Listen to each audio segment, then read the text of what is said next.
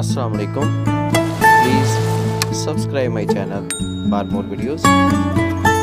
तो स्टूडेंट्स, आज का हमारा टॉपिक है फील्ड्स ऑफ फोर्स। तो आइए लेक्चर स्टार्ट करते हैं।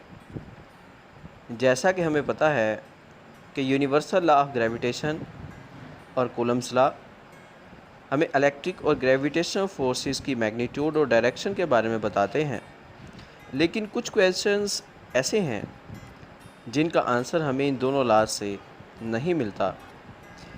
जिसमें पहला क्वेश्चन ये है, what are the origin of these forces,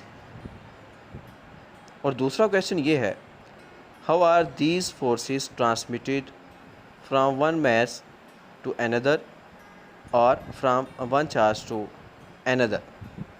यानी कि इन फोर्सेस का ओरिजिन क्या है और ये फोर्सेस एक दूसरे के ऊपर किस तरह से एक्सर्ट होती हैं या एक जगह से दूसरी जगह किस तरह से ट्रांसमिट होती हैं।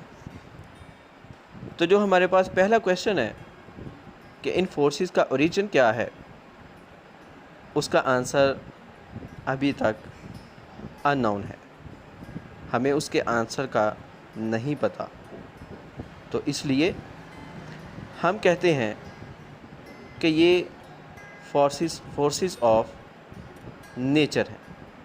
तो याद रखिए, ग्रेविटेशनल और इलेक्ट्रिक फोर्सेस को हम बेसिक फोर्सेस ऑफ नेचर का नाम देते हैं। और दूसरे क्वेश्चन का आंसर जानने से पहले हमें इलेक्ट्रिक फील्ड के बारे में जानना होगा। तो आइए हम देखते हैं इलेक्ट्रिक फील्ड। लेट कर लें कि हमारे पास एक मैग्नेट है।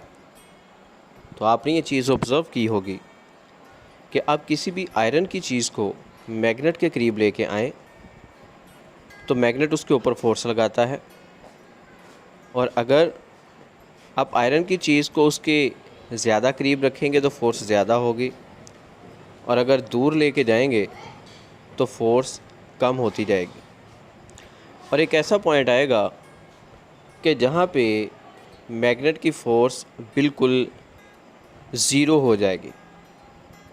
तो इसका मतलब ये हुआ कि मैग्नेट के इर्द गिर्द एक ऐसा एरिया है कि जहाँ पे वो किसी ऑब्जेक्ट के ऊपर फोर्स लगा सकता है, और अगर वो ऑब्जेक्ट उस एरिया से बाहर चला जाए तो मैग्नेट उसके ऊपर कोई फोर्स नहीं लगाता। बिल्कुल इसी तरह से एक चार्ज भी दूसरे चार्ज के ऊपर फोर्स लगाता है, और जैसे जैसे आप चार्ज को दूर लेके जाएंगे तो वो फोर्स कम होती जाएगी, और एक पॉइंट पे आके ये फोर्स बिल्कुल ज़ीरो हो जाएगी। तो याद रखिए, चार्ज के सराउंडिंग्स में वो एरिया, वो इलाका जहाँ पे दूसरा चार्ज कोई भी फोर्स एक्सपीरियंस करेगा, उस रीजन को हम नाम देते हैं इलेक्ट्रिक फील्ड का। और इसको हम डिफ़ाइन करते हैं, the region around the charge in which a unit positive charge experience a force. अब हम आंसर करेंगे दूसरे क्वेश्चन का, that how are these forces transmitted from one charge to another. तो ये चीज़ हमें बताई माइकल फैराडे ने, और उसने हमें बताया कि ये जो फोर्स ट्रांसमिट होती है ये दो स्टेप्स में होती है। पहला स्टेप ये है कि चार्ज Q अपने इर्द गिर्द इलेक्ट्रिक फील्ड प्रोड्यूस करता है, और स्टेप 2 ये है कि ये फील्ड दूसरे चार्ज Q0, जिसे हम टेस्ट चार्ज का नाम देते हैं, के साथ इंटरेक्ट करती है। अब हम बात करेंगे इलेक्ट्रिक फील्ड इंटेंसिटी की। तो आपको पता है कि अगर हम किसी भी टेस्ट चार्ज को एक चार्ज की इलेक्ट्रिक फील्ड में रखेंगे तो उसके ऊपर हर जगह पे एक जैसी फोर्स एक्सर्ट नहीं होगी। तो आप याद रखिए, किसी भी चार्ज की इलेक्ट्रिक फील्ड में किसी भी पॉइंट पे एक टेस्ट चार्ज जितनी फोर्स एक्सपीरियंस करता है उस फोर्स को हम नाम देते हैं इलेक्ट्रिक फील्ड इंटेंसिटी का। अगर हम बात करें इसके मैथमेटिकल फॉर्म की, तो इसकी मैथमेटिकल फॉर्म है E is equal to F/Q0।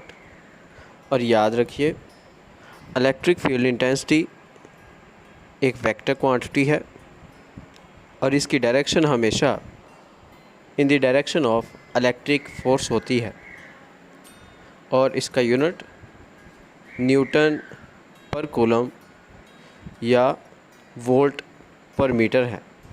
आइए अब हम फाइंड करते हैं electric field intensity at a point due to a point charge. तो हम कंसीडर कर लेते हैं कि हमारे पास कोई भी एक चार्ज Q है और उसकी इलेक्ट्रिक फील्ड में हमने एक टेस्ट चार्ज Q0 रखा है। तो हमें पता है कि उसके ऊपर जो फील्ड इंटेंसिटी होगी वो इक्वल होगी फोर्स पर यूनिट चार्ज, यानी कि E is equal to F/Q0।